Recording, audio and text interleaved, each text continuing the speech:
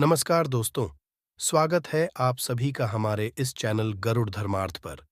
दोस्तों, अगर आप भी अपनी लाइफ में कुछ नया सीखने की चाह रखते हैं, तो इस चैनल को अभी सब्सक्राइब कर लें।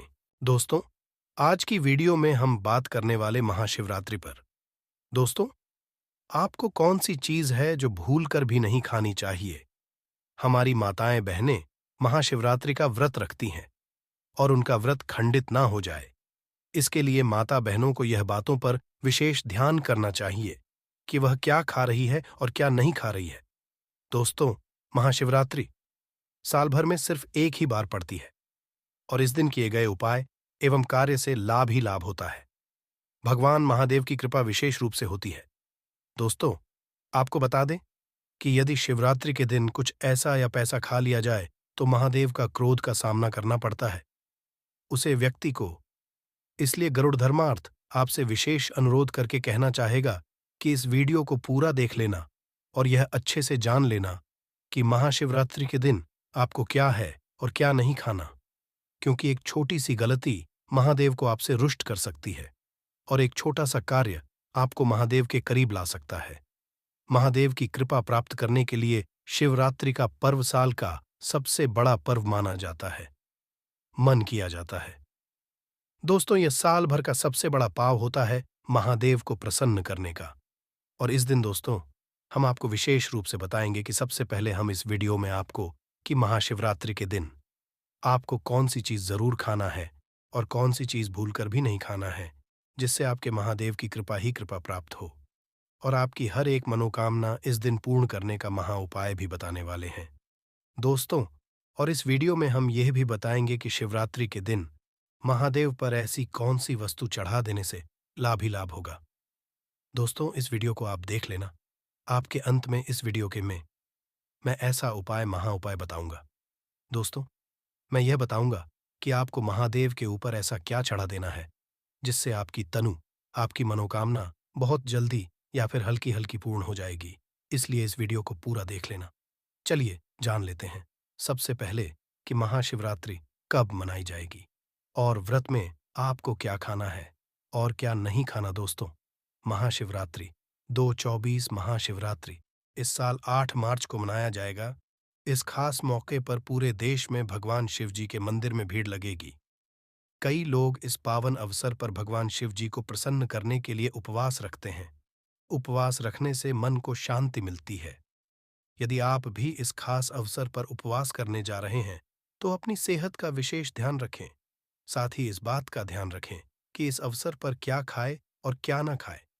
आज हम आपको इस लेख में व्रत के दौरान क्या खाना चाहिए और क्या नहीं खाना चाहिए के बारे में विस्तार से बताएंगे। आइए जानते हैं शिवरात्रि पर क्या खाए और क्या ना खाए। शिवरात्रि के व्रत में क्या ना खाए। दोस्तों, इस वीडियो के अंत में मैं आपको यह भी बताऊंगा कि आप महादेव पर ऐसी कौन सी चीज चढ़ा देते हैं जिससे महादेव आपसे सबसे जल्दी प्रसन्न जाते हैं और मनोवांछित फल प्रदान करते हैं। एक फल, कई उपवास में फलाहार को खास महत्व दिया गया है। फलों के सेवन से व्रत में भक्तों की ऊर्जा बरकरार रहती है और उन्हें कमजोरी भी महसूस नहीं होती। फलों को खाने से जरूरी शरीर में जरूरी पोषक तत्वों की आपूर्ति भी होती है। फल सिर्फ एनर्जी बढ़ाने का ही काम नहीं करते, बल्कि स्वास्थ्य को भी कई फायदे भी पहुंचाते हैं। व्रत में सेब, अनार, मौसम्बी, संतरा और केला खा सकते हैं। इन्हें खाने से आपका शरीर हाइड्रेट रहेगा और पेट भी खाली महसूस नहीं होगा। महाशिवरात्रि के दिन आप इन चीजों को जरूर सेवन करें। आपको भगवान महादेव की कृपा होगी, आप पर और आपकी हर एक मनोकामना पूर्ण होगी। चलिए अगली वस्तु जान लेते हैं। 2 हेल्थी जूस। महाशिवरात्रि पर व्रत रखने वाले भक्त फलों से बने जूस का सेवन भी कर सकते हैं। जूस पीने से उन्हें कमजोरी महसूस नहीं होगी और पूजा पाठ उत्साह भी रहेगा। जूस आपको ऊर्जा भी प्रदान करेगा, जिससे आप में फुर्ती रहेगी। जूस आपको हाइड्रेटेड रखने में भी महत्वपूर्ण भूमिका निभाएंगे। उपवास के दौरान आप नारियल का पानी या फ्रूट जूस पी सकते हैं, क्योंकि दोस्तों, इसका सबसे बड़ा फायदा यह है कि यह हमारे शरीर में बहुत अच्छी ठंडक रखना है और हमें शीतलता प्रदान करता है। क्योंकि पूरे दिन आप इस व्रत को करने वाले हैं, तो ऐसा जरूर करें। अगली वस्तु जान लेते हैं 3 कुत्तू का, जैसा कि महाशिवरात्रि के उपवास के दौरान अनाज खाने की सख्त मनाही होती है। हालांकि आप कुट्टू के आटे का सेवन कर सकते हैं। आप कुट्टू के आटे से बनी पूरी या पकौड़ी के साथ व्रत वाली आलू की सब्जी खा सकते हैं। कुट्टू के आटे के अलावा आप अरारोट का आटा, साबूदाने का आटा और सिंघाड़े के आटे का भी प्रयोग कर सकते हैं। दोस्तों, इस आपको जरूर खाना चाहिए, क्योंकि जो महाशिवरात्रि का व्रत होता है, इस हर कोई इसका सेवन जरूर करता है, इसलिए आपको भी इसका सेवन जरूर करना चाहिए। 4 सब्जियों को शुद्ध आहार समझा जाता है। यही वजह है कि व्रत में भक्तों के लिए यह उपयुक्त आहार होता है। आप अपने व्रत वाले खाने में आलू के साथ साथ कद्दू और अरबी की सब्जियों को शामिल कर सकते हैं। इन सब्जियों को बनाते वक्त सेंधा नमक का प्रयोग करें। 5. Dry fruits. महाशिवरात्रि के वास के दौरान आपके लिए ऐसा भोजन जरूरी है जो आपके पेट को लंबे समय तक भरा रखे और आपको ना तो कमजोरी महसूस हो और ना ही ऊर्जा की कमी झेलनी पड़े। इस स्थिति से बचने में ड्राई फ्रूट्स आपकी मदद कर सकते हैं। ये न सिर्फ आपके पेट को भरा रखेंगे, बल्कि ऊर्जा भी प्रदान करेंगे। अधिक तला भुना। शिवरात्रि के व्रत में आपको अधिक तला भुना खाने से परहेज करना चाहिए। यदि आप व्रत में अधिक तलाव खाते हैं तो इससे पाचन से जुड़ी परेशानियां हो सकती हैं। मुख्य रूप से इसकी वजह से अपच एसिडिटी की परेशानियां बढ़ सकती हैं। ऐसे में गलती से भी व्रत में तेलीय चीजों का सेवन ना करें। दोस्तों, ऐसा आपको भूल कर भी नहीं करना है कि अधिक तला भोजन आप करें दोस्तों, इससे कि आपका पेट भी खराब हो सकता है और आपका स्वास्थ्य भी खराब हो सकता है। चलिए दोस्तों, अब जान लेते हैं कौन सी है वह चीज है जिन्हें हमें भूल कर भी महाशिवरात्रि के दिन आपको सेवन नहीं करना है, क्योंकि आप यदि इन चीजों का सेवन करते हो तो मन कर चलिए, आपको महादेव की कृपा तो कभी प्राप्त ही नहीं होगी, बल्कि उनके क्रोध का सामना आपको करना पड़ सकता है। इसलिए इन कार्यों को भूल कर भी ना करें और ऐसी चीजों को भूल कर भी ना खाएं, क्योंकि हमें शिवरात्रि के दिन महादेव को प्रसन्न करना है, ना कि उन्हें अपने आप से रोस्ट करना है। व्रत में प्याज लहसुन से बनी चीजों का सेवन करना अच्छा नहीं माना जाता है। इसके अलावा सेहत की बात करें तो व्रत में प्याज लहसुन का सेवन करने से आपको एसिडिटी और अपच जैसी परेशानी हो सकती है। इसलिए प्याज लहसुन का सेवन न करें। वही इस बात का ध्यान रखें कि व्रत में सफेद नमक के बजाय सेंधा नमक का सेवन करें। कैफीन युक्त चीजें। अधिकतर लोग व्रत के दौरान कई बार चाय और कॉफी पीने लगते हैं। इस तरह के आहार में कैफीन की मात्रा काफी ज्यादा होती है। इससे को व्रत के दौरान उल्टी मतली अनिद्रा की शिकायत हो सकती है। इसलिए अधिक मात्रा में चाय कॉफी ना पिए।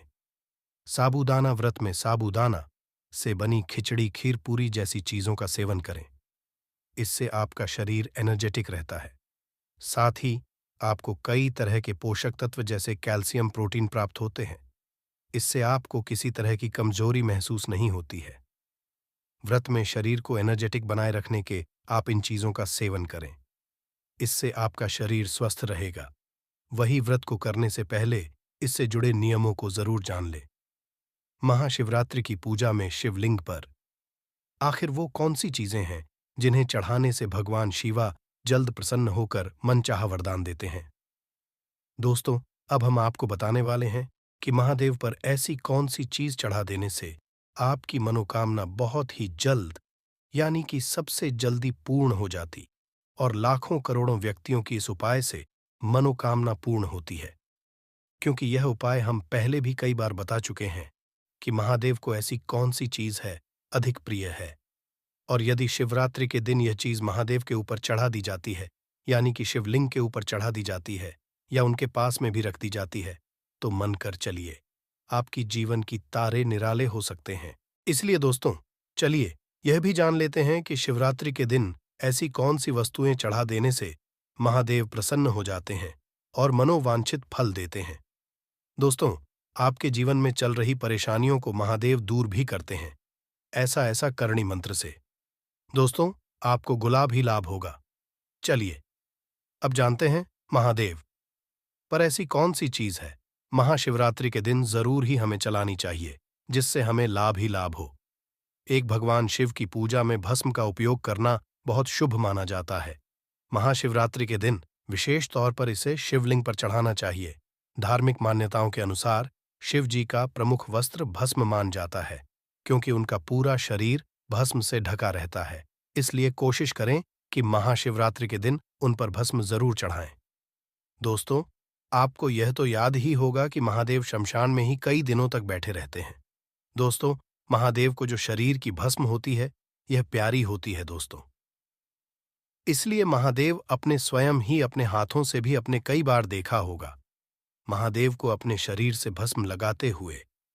इसलिए आप शिवरात्रि के दिन यदि महादेव पर भाषण चढ़ा देते हैं तो मन कर चलिए, आपके तारीख निराले हो सकती है दोस्तों। यह उपाय को जरूर करें।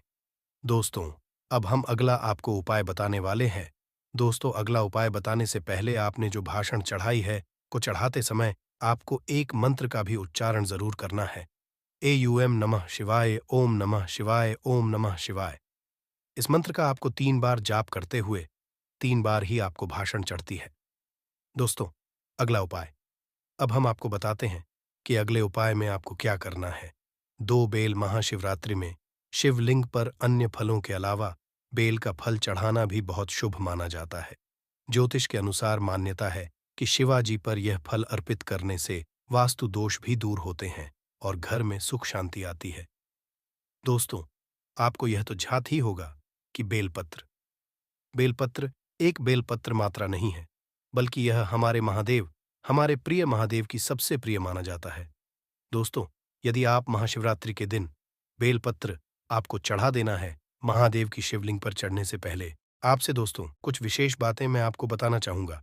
बेलपत्र को चढ़ाते समय इस बात का जरूर ही ध्यान रखें कि बेलपत्र कांटा पीटा ना हो और बेलपत्र एकदम साफ होना चाहिए।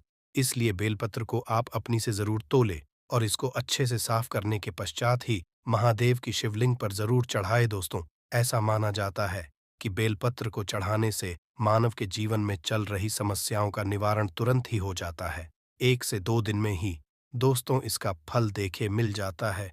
जिसके घर में बीमारी चलती है या जिसके घर में धन दौलत की कमी होती है, दोस्तों महाशिवरात्रि के दिन यह उपाय किया जाता है तो मन कर चलिए, उसके जीवन में खुशियां ही खुशियां बनी रहती हैं। दोस्तों, अगला उपाय चलिए जान लेते हैं।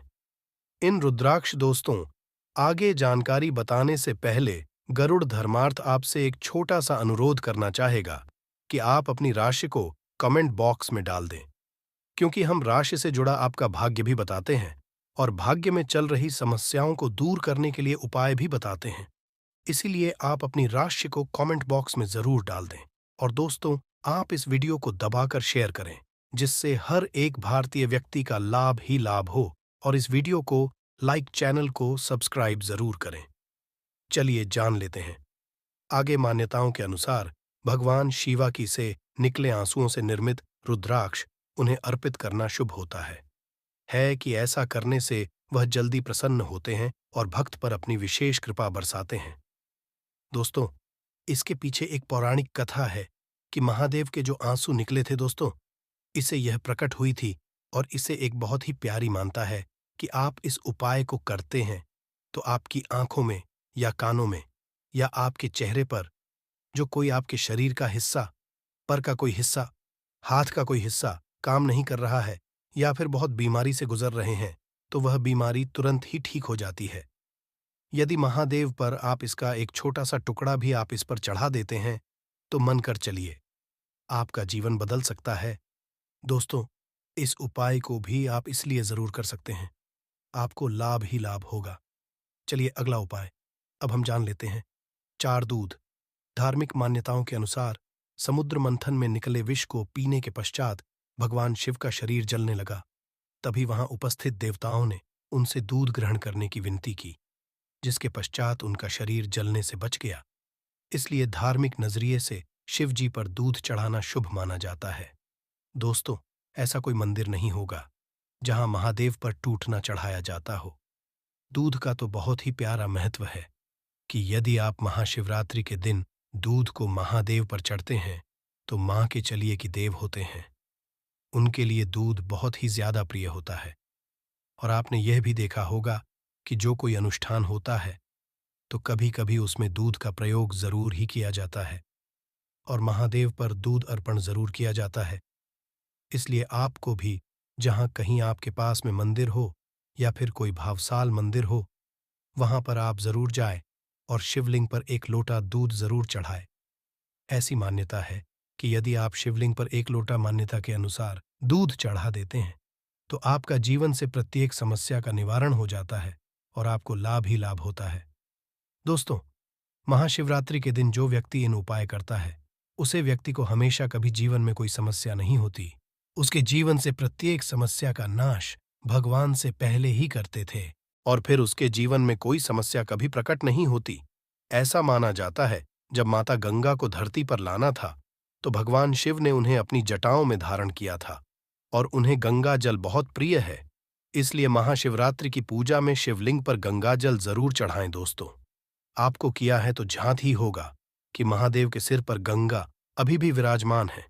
दोस्तों, आपको बता दें कि जो कोई महादेव पर गंगा जल अर्पण करता है, सच्ची श्रद्धा भाव से उसके जीवन में कभी कोई समस्या महादेव आने नहीं देते। दोस्तों, आपको बता दें कि आप महाशिवरात्रि के दिन एक लोटा गंगा जल जरूर महादेव पर अर्पण करें। मानकर चलिए। दोस्तों, अब हम बताने वाले हैं आपको कि शिवलिंग पर ऐसी कौन सी चीज है चढ़ा देना चाहिए, मतलब भगवान को अर्पण करना चाहिए, हमारे महादेव को अर्पण करना चाहिए, जिससे महादेव सबसे जल्दी प्रसन्न होते हैं। तो दोस्तों, इस वीडियो को आप अंत तक देख लेना और आप इन उपायों को कर देना। आपको जो भी मनोकामना है, जो भी इच्छा है, वह मन कर चलिए। गरुड़ धर्मार्थ के माध्यम से महत्वपूर्ण हो जाएगी महाशिवरात्रि। कई लोग इस बात से अनजान होते हैं कि भगवान शिव को प्रसन्न करने के लिए किस चीज का भोग लगाया जाए। आइए आज हम आपको बताते हैं कि भगवान भोलेनाथ को आप किस प्रसाद का भोग लगा सकते हैं। शिव को लगाए के भोग एक मखाने की खीर। महाशिवरात्रि पर भगवान शिव को आप मखाने की खीर का भोग लगा सकते हैं, सिर्फ व्रत में ही नहीं। कई लोग खास मौकों पर भी इस खीर को बनाकर खाना पसंद करते हैं। मखाने की खीर को ढेर सारे मेवों के साथ तैयार किया जाता है। इसे बनाने के लिए चावल की बजाय भुने हुए मखानों का उपयोग किया जाता है। इसके स्वाद में इजाफा करने के लिए आप इलायची और केसर को भी शामिल कर सकते हैं। 2 भांग के पकौड़े। भगवान शिव को आप इन पकौड़ों का भी भोग लगा सकते हैं। इस प्रसाद को बेसन और कुछ सब्जियों के साथ बनाया जाता है और तो और इसमें भांग का पाउडर भी मिलाया जाता है। इस प्रसाद को बनाने के पश्चात भगवान शिव को इसका भोग लगाएं। ध्यान रहे कि गलती से भी इसको बनाते वक्त प्याज लहसुन को हाथ ना लगाएं और ना ही इनका प्रयोग भगवान से जुड़ी किसी भी चीज में करें। 3 हलवा। महाशिवरात्रि पर आप हलवे का भोग भी लगा सकते हैं। हलवा बनाने के लिए आप चाहें तो सूजी या फिर कुट्टू के आटे का प्रयोग कर सकते हैं। हलवा बन जाने के पश्चात इसके स्वाद में इजाफा करने के लिए ड्राई फ्रूट्स का प्रयोग किया जा सकता है। महाशिवरात्रि पर हलवे का प्रसाद भगवान शिव को चढ़ाने से वह बहुत प्रसन्न होते हैं और भक्तों की इच्छाएं भी पूर्ण होती हैं। 4 ठंडाई। भगवान शिव का ठंडाई से गहरा संबंध है, इसीलिए तमाम भक्त शिवरात्रि पर भोलेनाथ को ठंडाई का भोग लगाते हैं। ठंडाई भांग के साथ भी और बिना भांग के भी बनाई जाती है। ऐसा कहा जाता है कि ठंडाई के बिना महाशिवरात्रि का ये पावन पर्व अधूरा ही है। यदि आप अपने आराध्य शिव को खुश करना चाहते हैं तो ठंडाई का भोग लगा सकते हैं। दूध, भांग और चीनी के साथ साथ आप इसको बनाने के लिए काजू, बादाम, सौंफ, इलायची, पिस्ता, केसर का भी प्रयोग कर सकते हैं। 5 लस्सी। ठंडाई के अलावा लस्सी का भोग भी भगवान शिव को लगाया जा सकता है।